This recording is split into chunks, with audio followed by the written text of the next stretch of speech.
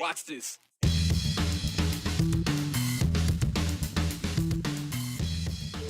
Albertsons said they didn't even want the deal that landed them in court. So why are they still fighting for it in court? Opening arguments on the Albertsons-Kroger merger and if they're too powerful in the grocery game.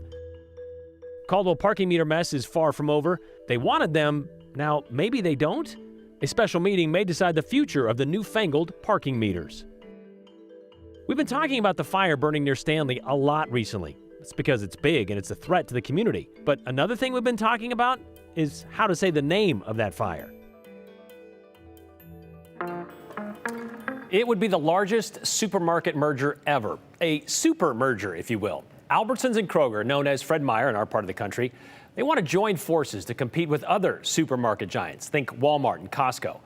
But during a time when the cost of groceries is top of mind for most families, it's also the primary focus of a federal lawsuit to stop the deal. That case began today in a federal courtroom in Portland and is set to run for about 3 weeks. Today, day one, Joe Parrish, you've been following it, well, most of the day. Did they really say they didn't want part of this deal? Okay, so I think there's some nuance here that needs to be talked about. Okay. And Albertsons is also talking about survival. So the reason why this is so crucial right now is the future of both companies could be on the hook over the next 3 weeks. So let me explain a little bit more. What the court decides in the next 3 weeks could greatly impact this deal, happening or not. And it is a proposed $24.6 billion deal. And Kroger and Albertsons, they, at this point, want the deal for a collection of reasons, but say that they need it to compete with entities like Amazon, Walmart, Costco, things like that. Federal government, they stepped in after the prospective deal was announced back in 2022. Federal Trade Commission says that the merger between the grocery chains would eliminate competition, it would bring up prices, it would negatively impact workers and conditions. So the legal battle right now is if the FTC can get a pause on the deal, preliminary injunction, and if that happens, the FTC will continue with their traditional internal judicial analysis and system to decide if the deal is good or not. If there is an injunction, it may be the swan song for this deal. The FTC system can take months, more than a year. And at that point, Kroger and Albertsons may just decide it's easier just to walk away from all of this. Counsel specifically for Albertsons made arguments, though, about this being about survival. Now, if you ask the people at Albertsons, do you want to merge with Kroger? And if you ask that question in a vacuum, they would say, no, of course not. Who would want to be the company being acquired? This is a company that was founded in 1939 and still bears the name of its founder, Joe Albertson. And some of their banners have been around even longer, 160 years. But if you can't even buy the Kraft mac and cheese for the price that Walmart sells it at, there's a limit to what you're going to be able to do.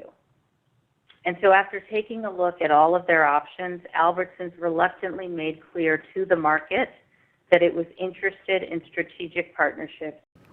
So what if the judge in this case rules that, sure, let's pause the sale? Well, Albertsons legal counsel says that in terms of the impacts, they'd be pretty great. And this point goes directly to one of the issues Your Honor must consider, whether issuing an injunction would be in the public interest.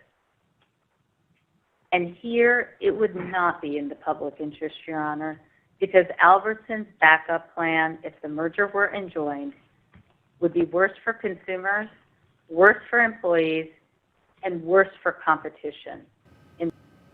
So trial will go for about 3 weeks, and major players like the CEOs of the companies are expected to appear in federal court.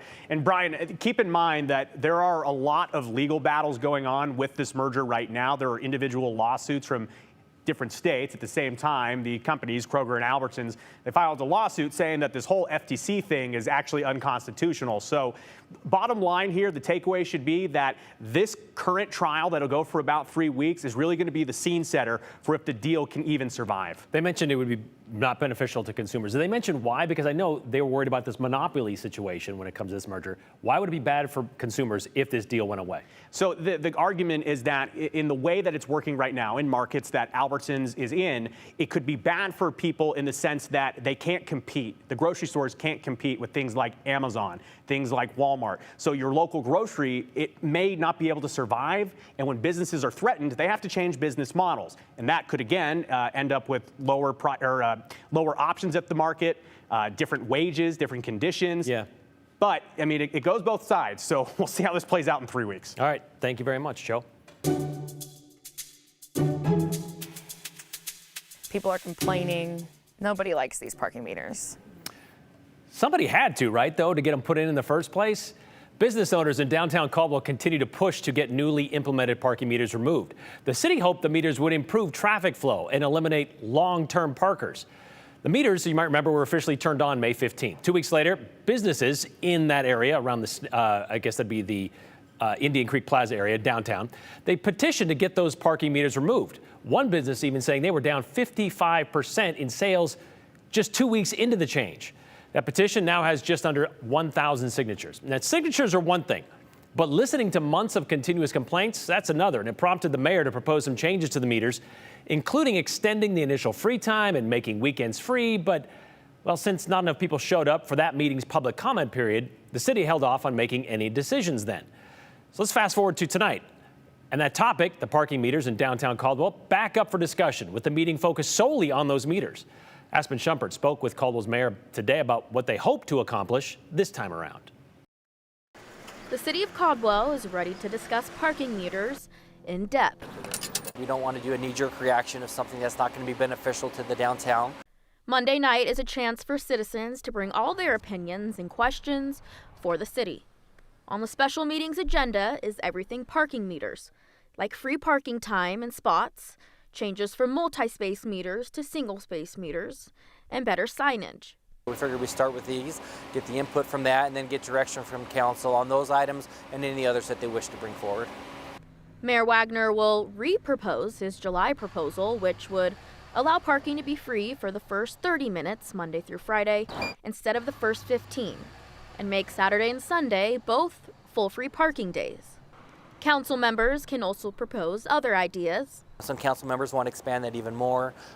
But the big question remains, is the city considering removing the meters? As far as total removal of the parking meters, it's always a possibility in regards to what the council decides on that, but you're just looking at what is the best thing to do. A decision that would be costly. There is a large initial cost. The expectation was to recoup that over a few years, 3 to 5 years to have that fully recouped. So obviously if you take them out after 3 months, then that's going to change that quite a bit. He says removing them isn't off the table. Is this something that just didn't work and we need to bite the bullet and move on? Or is this something that we need to continue to try to move forward and see if it starts to improve in the downtown?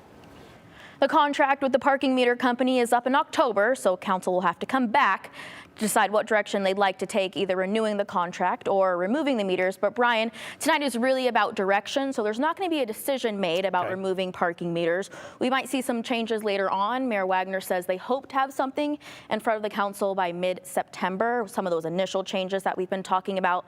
But when it comes to removing that meters, that's going to come a little later. So when this was first brought up, and when we reported this story originally, it was to remove those long-term parkers, people that just park up in front. We later learned out or found out some of those could be employees of those businesses. But where are those people that were saying we need to get rid of these long-term parkers? Where are they? I'm trying to find them. I think this is my 5th parking story. I'm trying to find who wanted these. We're hearing a lot of people don't want them and businesses who might be struggling. But we'd love to hear from anyone who initially wanted these parking meters and trying to see if that's helping some of those concerns they had about employees parking in front or You figure City Council had somebody come to them and that started this process. Yeah, that's what you figured. I'm trying to find them. I'm trying to find them. Let us know if that's out there, if any of those people are out there. Thank you very much, Aspen. Well, the Western Idaho Fair wrapping up yesterday, drawing in thousands of people and, of course, FFA kids walking away with thousands, tens of thousands of dollars in some cases. Morgan Romero has more fair figures and other 208 news, including lots of fire updates in today's 411.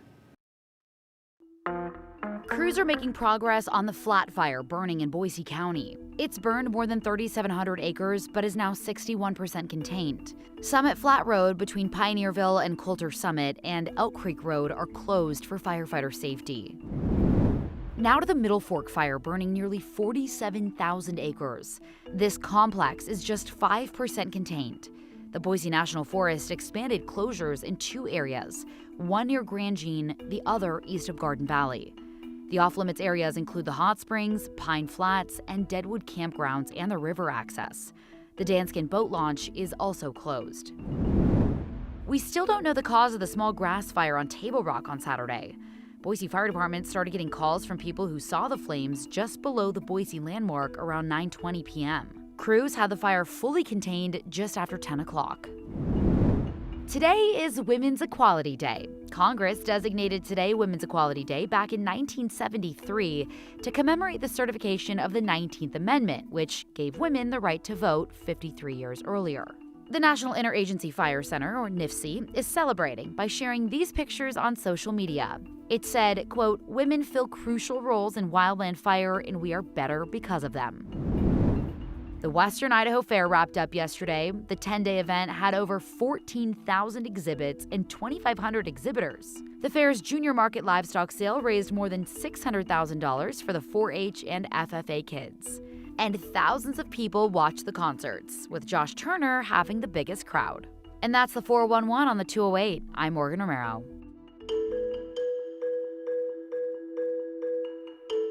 It's been the fastest growing fire in Idaho over the last few days, but it seems a lot of our viewers' biggest concern is what we call it. Don't worry, we're going to snuff out this pronunciation predicament once and for all. And after you watch this story, it's not going to matter much how you say it. You're going to know how you should say it. So just send us something else, like concerns and comments about other stuff we've talked about. Text us, 208-321-5614. Include your name and the hashtag the 208. Oh, and as always, it helps if they're clean, concise, and clever so we can show them at the end of the show.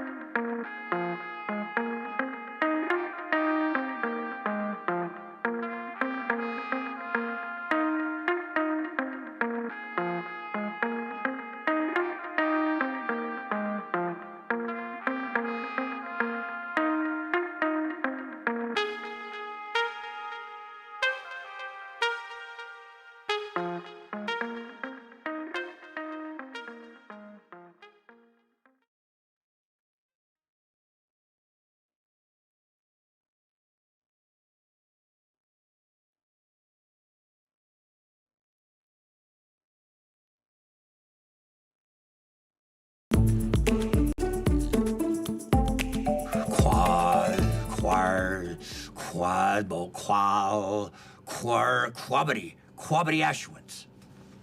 No, but I'm getting close. Just like we've been getting close to the pronunciation of a certain fire burning in Idaho. Can't tell me we're not the only ones who thought of that clip from The Office when Creed was asked to recall his job title. Quapity. Much like that blathering moment, that's how it's been for us in the newsroom, struggling to correctly come to terms with the name of what is one of the largest fires in Idaho right now, one that has closed highways and prompted evacuation orders near Stanley. Yes, it's been devastating to those who live and work or recreate there. And to be clear, we're not trying to downplay any of that. We're just trying to figure out, how do you say it? Is it Wapiti or Wapiti? Let's get to our wildfire coverage this morning. There's been a fire burning in the Sawtooth National Forest, the Wapiti fire, near Grand Jean, The Wapiti fire, since July 24th. Right before the Wapiti fire. It doubled in size in a little over a day. Yeah, the Wapiti fire. And is now nearly 70,000 acres. From the Wapiti fire. But the most burning question we've had is, how do you say it? Threatened by the Wapiti fire, which it's actually the Wapiti fire. Other than saying it differently each time. Oh, and we've heard it from you too. Like Debbie, who 2 weeks ago said, please explore the correct pronunciation. Your newscasters are butchering it. Or Bob and Eagle 5 days later said, it's Wapiti, an Indian word for elk. Randy and Haley had the same instruction without an indication of which direction to go. Jody jumped in last week to say, hey Joe, it's pronounced Wapiti, not Wapiti. Love your show. Sorry, stupid stuff, but it's been bugging me since the fire started several weeks ago. And over the weekend, we got a rush of recommendations. Jerry and Janine joined in their suggestion. Love your shows, but it's sure hard to hear the pronunciation sometimes. It's pronounced Wapiti, not Wapiti. Then there's Emmett, who isn't from Emmett, but says he's from a reservation in Oklahoma, and saying Wapiti sounds stupid. So we thought we'd check in with another native in Oklahoma. Hello, Brian. Hey, Joel, how are you? I'm good. Joel Barnes of the Shawnee Tribe. I am the Shawnee Language Immersion Program Director. So you know a thing or two about the Shawnee language? A little bit, yeah. All right. Okay. Well, let's get right to it then. Okay. So the word, I'm going to spell it for you, and I want you to say it for me. Wapiti. Wapiti. Wapiti. Wapiti. Wapiti. Mm-hmm. First vowel is a little longer when you carry it. Wapiti. Wapiti. Yeah, Wapiti. Yeah. That's Gotcha. it. And it's a Shawnee word, correct? It is a Shawnee word, meaning elk. Okay. I've also heard it means white rump. Is that true? It's literally, it translates to white butt. And that's just what they call elk because they got those white, whenever you see elk, they got white butts on them. So that's what they call them, Wapiti. That makes sense. Okay. I've heard the Wapiti before, the Wapiti, which is, it sounds really strange and really, it's just too fast. That doesn't sit right with my ears. So that makes sense. As the language expert, how often are you asked to kind of explain and pronounce and kind of put all these things to bed? Well, here in Oklahoma, it happens all the time. Our weather forecasters get tore up all the time. There's one town in particular down south of Tulsa. It's called, they call it Okemah, Oklahoma. And the word is Okemah, meaning chief in Shawnee, Okemah. There was this one new sports or weather guy that was on TV during I think there was a tornado on the ground. You know, they kind of cut in and he comes in. He was the first weather guy, this white weather guy that could pronounce it correctly. He'd go, Okemah. He caught so much hell for it because everybody else said he was saying it wrong. He was the first guy to actually pronounce it correctly. And so officially it is what again? Wapiti. Long at the beginning, fast at the end. Wapiti. So there you have it, Janine, Jerry, Jody, and Oklahoma Emmett. Now you know how to say it. Wapiti. Take your time with the first part, be quick with the last. That's how it works. Joel also told us it's not crazy to think a Shawnee word made it this far west. And if not a strong Shawnee foothold, well, there's also the Arapaho tribe in Wyoming, which he says is in the same language family. There you go. Are there any other words or Idaho place names you might need help with how to say it? Text them to us. You know the drill. 208-321-5614. As always, include your name and the hashtag #the208.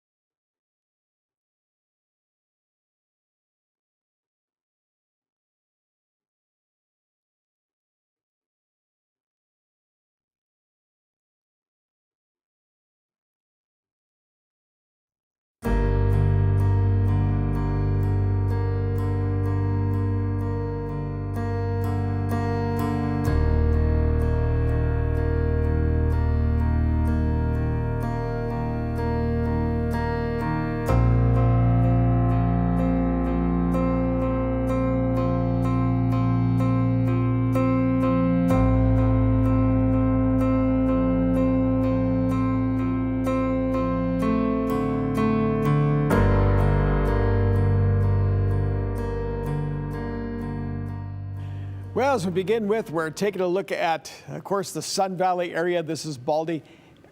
It does look a little bit hazy, right? They have yellow air quality up there at the present time.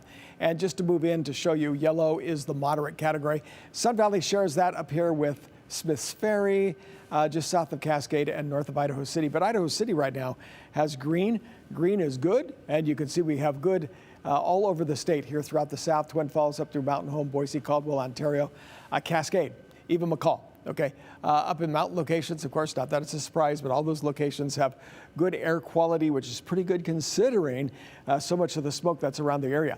So your temperatures for today also stayed down just a little bit more than what was expected. A little bit of overcast there, and the temperature with 82 degrees. You see 76 degrees for Twin Falls.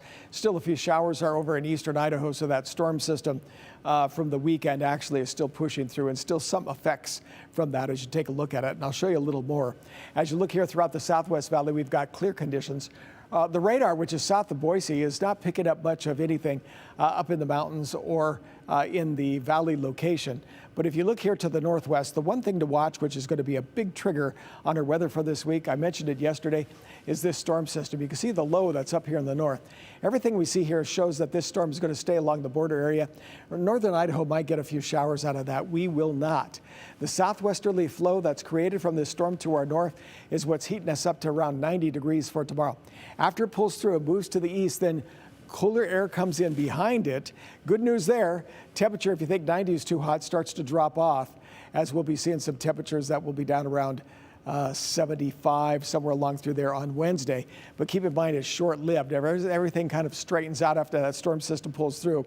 We're going to be back to getting those temperatures up into the lower 90s by the time we get to the end of the week. As we get a little closer look here around the Vancouver area, they're getting some thunderstorms and showers, but again, that stays to the north. Main thing will be some cooler air. As it passes directly to our north tomorrow, expect some gusty winds for tomorrow afternoon. So that's what I have there for Tuesday afternoon, gusty winds with a temperature of 92. Keep in mind, as those winds come through, you think, what good are they? Well, it brings the temperature down to 51 Wednesday morning and the high of 76. As you look at Thursday, Friday, Saturday, Sunday, Monday, some of those temperatures rebound quite quickly. By the time we get to Friday and moving on into the weekend, especially for Saturday and Sunday and Monday, we've got those temperatures back to the 90s.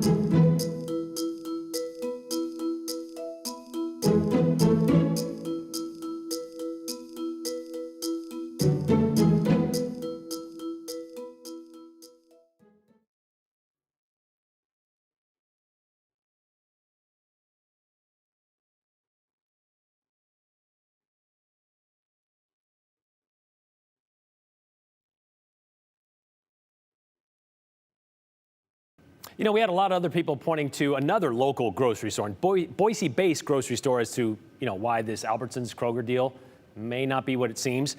I don't believe Albertsons' lawyer about they can't compete. All you have to do is look at the difference in prices between Albertsons and Winco. Winco's a lot smaller company, has much more competitive prices than Albertsons and Fred Meyer. That's according to Julie in Boise. Jack also says the same thing. Winco seems to be able to compete in the grocery market. Maybe being employee-owned and not serving Wall Street is a good way to go. That's Jack in Boise. Parking meters in Caldwell, big issue. Joetta also loves the parking meters in Caldwell. I got a haircut in downtown. Used to have to circle the block several times hoping to find a parking space. Not now. Only difficulty is having to remember her license plate by the time she gets to that box where you got to put it in. There's got to be an app for that if you really want it to be successful and easy to use, right? Or, yeah, you could, as my producer just said, take a picture of your license plate as you walk over there, if you have a phone with you. As a consumer, I appreciate Caldwell's parking. Prior to them being implemented, I could never find a parking space. That's what we hear.